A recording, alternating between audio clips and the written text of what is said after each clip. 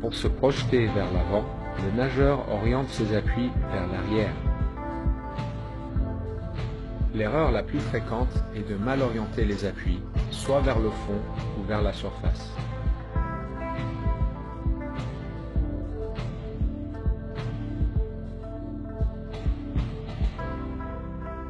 Les nageurs experts utilisent l'intégralité de l'avant-bras et de la main pour se propulser vers l'avant. Il est important que l'avant-bras soit à 90 degrés par rapport au fond de la piscine. Les nageurs novices ont tendance à tirer avec les coudes en premier et de se servir uniquement de la surface de la main. En nageant de cette manière, les bras ont tendance à tourner dans le vide et le nageur fait du surplace. Cela se traduit par une faible distance par cycle. En utilisant correctement les avant-bras, le nageur se déplace au-dessus d'un point d'appui qui est fixe.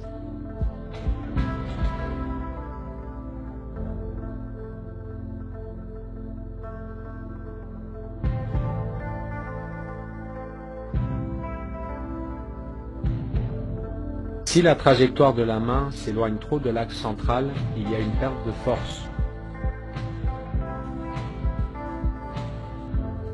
Il est important que la main suive une trajectoire rectiligne qui se trouve sous l'axe de l'épaule. Si l'avant-bras reste bien placé, le coude se décale inévitablement vers l'extérieur.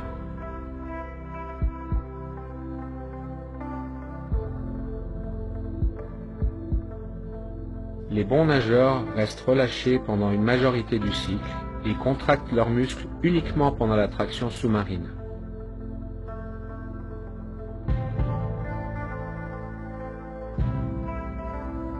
Les masses d'eau sont pulsées vers l'arrière et nous pouvons identifier deux phases de propulsion.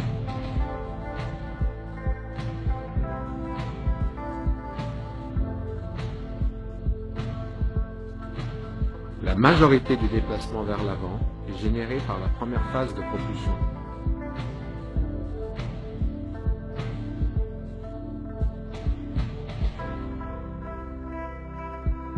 Puisque l'eau est un milieu très dense, il est primordial d'avoir une propulsion continue en évitant les temps d'arrêt entre les phases propulsives.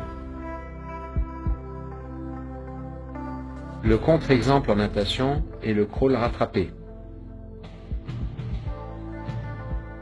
Le coût énergétique utilisé pour relancer la vitesse après chaque temps d'arrêt peut rendre ce style inefficace.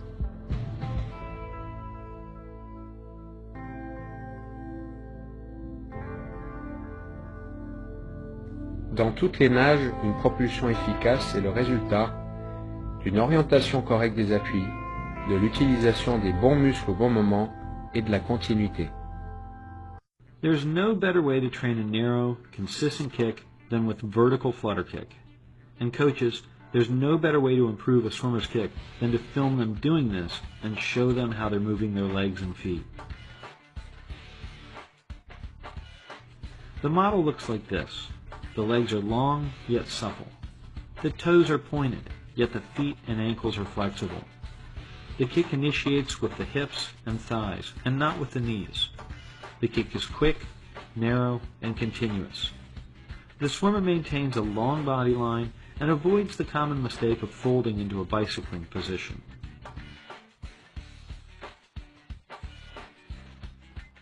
The kick should also be so narrow and continuous that when the swimmer's hands are held out of the water, the body remains steady with no bouncing.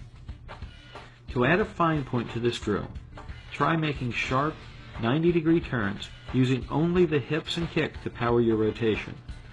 Make sure the hips are creating the power. As your timing improves, your turns will become more precise.